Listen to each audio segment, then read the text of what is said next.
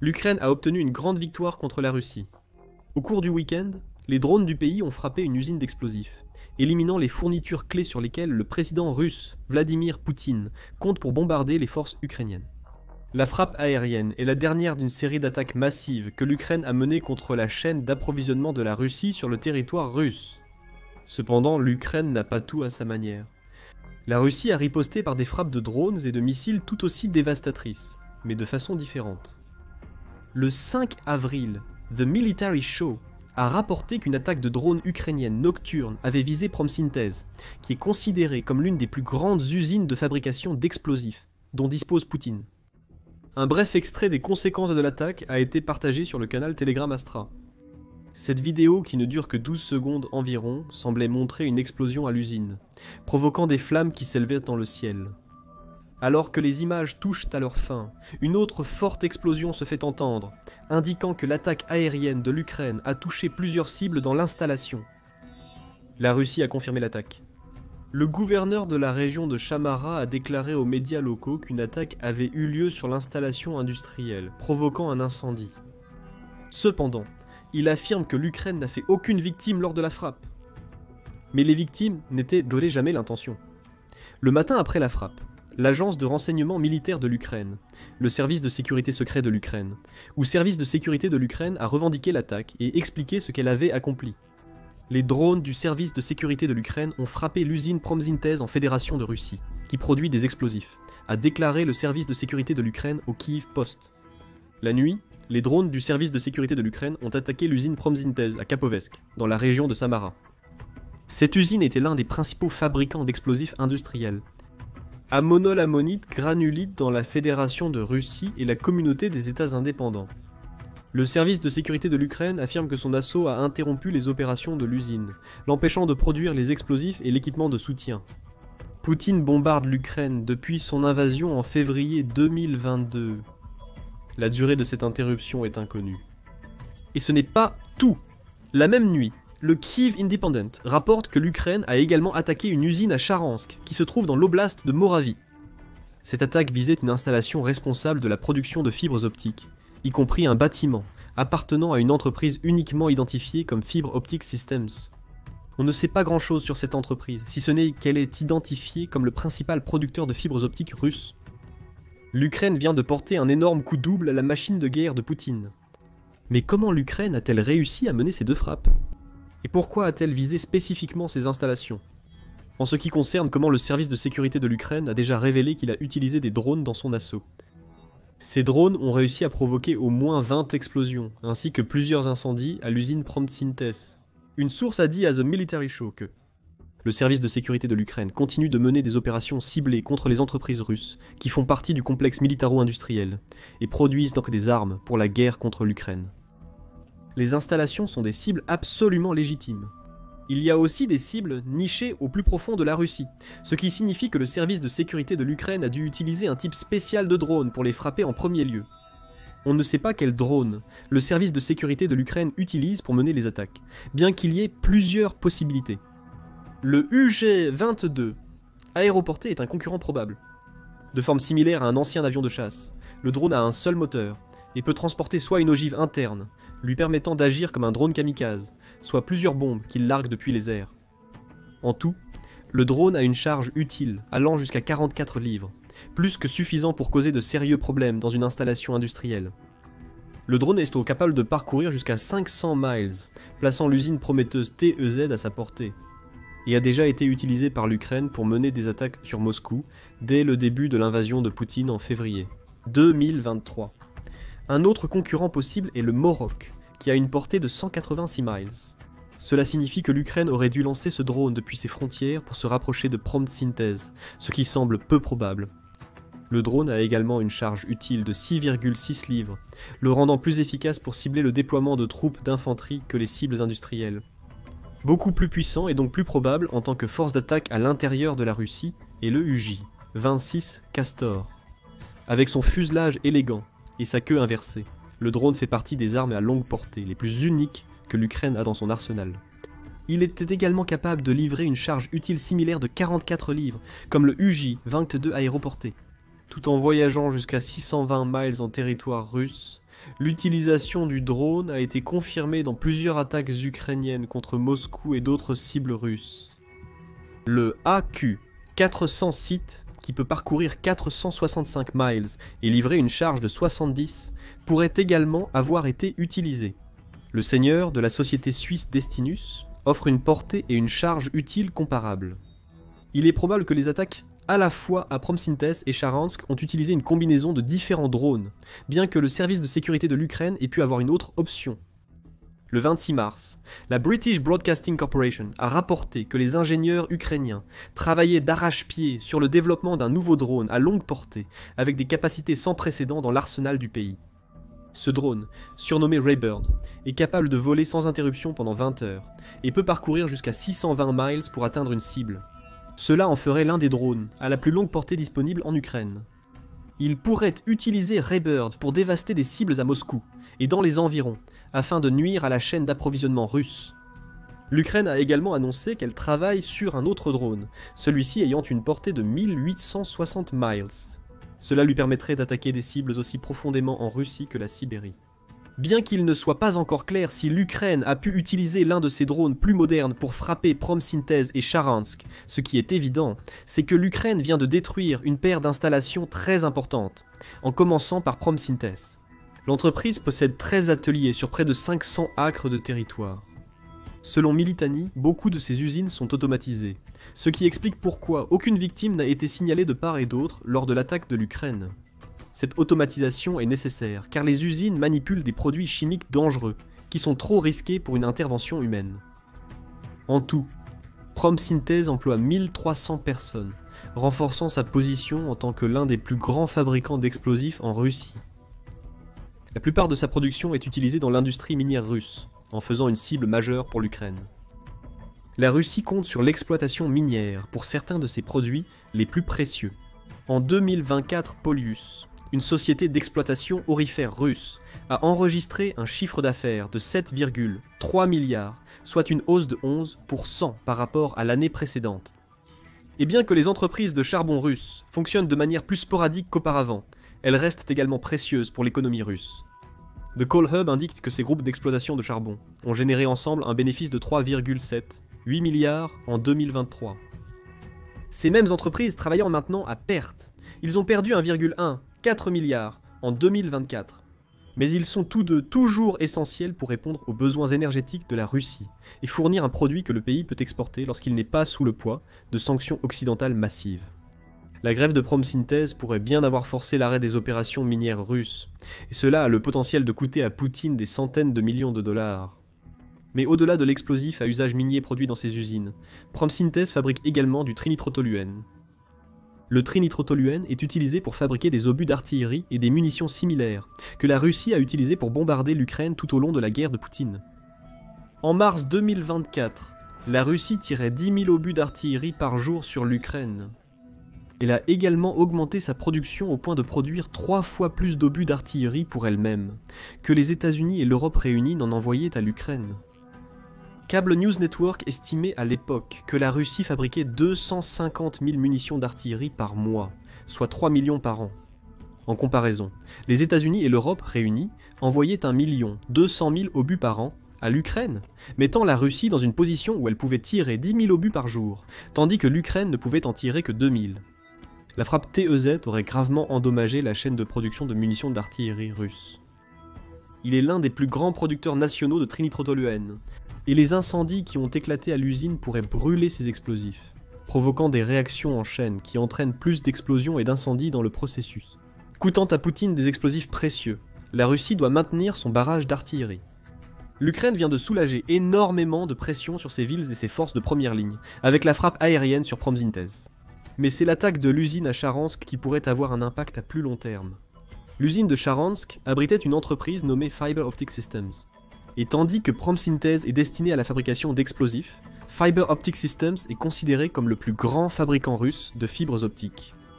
Selon The Insider, les technologies de fibres optiques produites par cette entreprise sont utilisées pour créer une nouvelle génération de drones russes.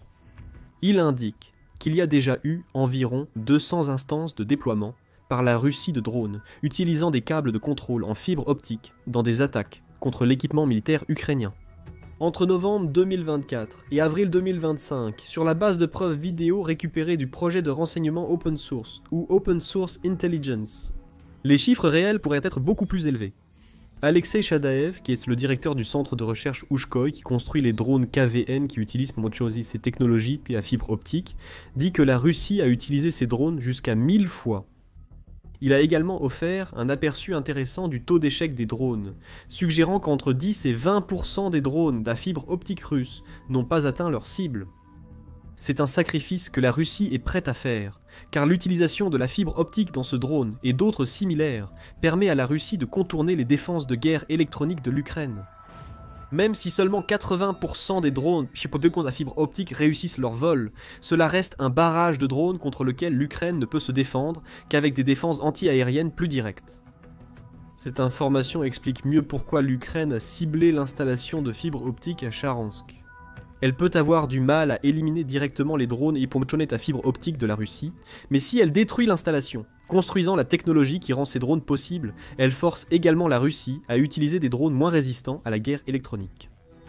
Le résultat est que davantage de ces drones sont mal dirigés ou retirés du ciel avant qu'ils n'atteignent leurs cibles ukrainiennes. En somme, l'Ukraine subit moins de dégâts lors des attaques de drones incessantes de la Russie.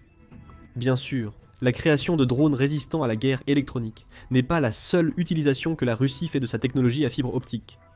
Selon HFCL, la fibre optique remplace souvent les fils de cuivre traditionnels dans les dispositifs de communication avancés. C'est parce que la fibre optique transmet les communications en utilisant la lumière, ce qui ne génère aucun champ électromagnétique pendant la transmission. L'absence de champ signifie qu'il est plus difficile pour quiconque d'intercepter une transmission. Ce qui rend la fibre optique essentielle pour la Russie si elle veut maintenir le secret lors de l'invasion de Poutine. Cette absence de champ électromagnétique signifie également que l'Ukraine a du mal à interférer avec les transmissions russes, rendant le brouillage presque impossible. Nous avons déjà vu quel impact ce manque de brouillage a sur le front des drones. L'incapacité de l'Ukraine à brouiller les communications russes sur la ligne de front signifie qu'elle ne peut pas non plus empêcher la Russie d'organiser ses assauts terrestres. La technologie de la fibre optique est également utilisée dans la production de chars et de véhicules blindés modernes, ainsi que dans les missiles guidés et balistiques, essentiels pour les systèmes de renseignement, de surveillance et de reconnaissance, comme les lunettes de vision nocturne et les systèmes avec caméra d'enregistrement, tels que les drones de surveillance et les casques d'enregistrement. En somme, la fibre optique est indispensable à une machine de guerre moderne. La Russie a perdu un de ses plus importants fabricants de fibres optiques. Si l'usine de Charansk ne redémarre pas, cela pourrait être une grande victoire pour l'Ukraine. Cela a des implications considérables pour l'efficacité de la Russie, tant dans les airs que sur le terrain. C'est pourquoi ce double coup que l'Ukraine a porté à la Russie ce week-end est si impressionnant. Avec son jab de gauche, il a éliminé un énorme fabricant d'explosifs qui est essentiel pour le barrage d'artillerie continu de Poutine. Et avec un crochet droit balayant, il a dévasté une entreprise de fibre optique dont la Russie dépend pour ses drones et une grande partie de son matériel militaire. Pire encore, pour Poutine, c'est seulement la dernière salve qu'il a dû affronter sur le territoire russe, car l'Ukraine le frappe durement depuis plusieurs semaines. Prenez par exemple son attaque du 20 mars sur la base aérienne d'Engels dans la région de Saratov. Cette attaque est survenue après que Poutine a suivi ses promesses d'un prétendu cessez-le-feu immédiat sur les attaques d'infrastructures énergétiques en frappant une installation énergétique ukrainienne. En réponse, l'Ukraine a ciblé Engels, qui abrite plusieurs des bombardiers nucléaires à longue portée de la Russie, selon le New York Times. En plus d'énormes stocks de munitions, les munitions comprennent les bombes planantes que Poutine a utilisées, avec un effet dévastateur contre l'énergie, l'infrastructure militaire et civile de l'Ukraine. Le ministère de la Défense russe a affirmé avoir abattu 54 drones ukrainiens dans la nuit menant au 20 mars, bien qu'il semble que ces défenses aériennes aient été inefficaces. Des explosions ont secoué l'aérodrome, des images montrant de grands panaches de fumée s'élevant dans le ciel après les attaques ukrainiennes. Les prometteuses frappes de Thèse et Charinsk ne nous montrent que ce que nous savions déjà. Selon Engels, la Russie paraît impuissante face aux attaques de drones ukrainiennes. L'Ukraine a également adopté une approche multifacette à Belgorod, alors qu'elle risque de perdre du territoire dans l'oblast russe de Koursk, où l'Ukraine a lancé une contre-invasion en août 2024. Comme Koursk, cette région frontalière entre l'Ukraine et la Russie a subi de nombreuses attaques aériennes ces dernières semaines. Rien que le 29 mars, Cable News Network a rapporté que l'Ukraine avait attaqué 20 villages à Belgorod sur une bande de territoire de 90 miles. Cable News Network affirmant que ces attaques étaient une réponse aux actions de la Russie. À Koursk, la stratégie ukrainienne semble consister à utiliser les attaques de Belgorod pour forcer Poutine à détourner ses forces de Koursk, soulageant ainsi la pression sur les quelques troupes ukrainiennes qui restent dans l'oblast. Il est également probable que cette diversion de Belgorod soulagera la pression sur la région de Soumy en Ukraine, qui subit de plus en plus de tirs alors que la Russie reprend du terrain à Koursk. La Russie, bien sûr, accuse l'Ukraine de rompre un cessez-le-feu auquel Poutine n'a jamais adhéré. Le 5 avril, le même jour où l'Ukraine a lancé ses attaques contre Promsyntez et Charansk, le ministère de la Défense russe a affirmé que l'Ukraine avait frappé l'infrastructure énergétique du pays, 14 fois en 24 heures. L'intention derrière la publication de ces informations est claire. La Russie veut positionner l'Ukraine comme le pays qui continue à violer le cessez-le-feu sur l'infrastructure énergétique. Poutine a déclaré avoir accepté lors d'un entretien avec le président américain Trump à la mi-mars. Le problème pour la Russie est double, car Poutine s'est déjà rompu ce cessez-le-feu presque dès qu'il a été annoncé. L'Ukraine, la Russie et les États-Unis négocient actuellement sur les modalités et le calendrier d'application de ce cessez-le-feu. En d'autres termes, il n'y a pas de cessez-le-feu sur l'infrastructure énergétique.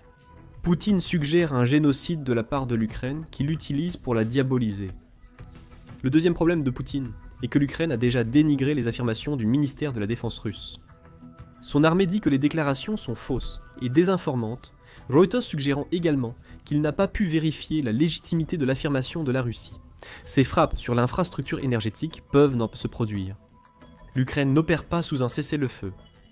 Cependant, il semble que la Russie essaie de détourner le monde de frappes bien plus réussies, comme celles à Charansk et contre Promsyntez, qui causent beaucoup plus de dommages à son armée. Il convient de souligner que l'Ukraine n'a pas tout à sa guise. Malgré le succès de ces deux frappes aériennes du week-end, ainsi que les assauts sur Engels et Belgorod, la Russie continue de frapper durement l'Ukraine avec ses propres attaques. Le 5 avril, la Russie a lancé une frappe dévastatrice de son propre chef, ciblant Louvillery. Alors que l'Ukraine visait des cibles militaires russes, les forces de Poutine semblaient s'en prendre aux civils ukrainiens. Au moins certains des missiles et drones que la Russie a lancés sur Louvillery ont atterri dans une aire de jeu, tuant 20 personnes, dont 9 étaient des enfants, et en blessant 75 autres. Le chef de l'administration militaire de Louvillery, Oleksandr Orekul, a décrit l'impact.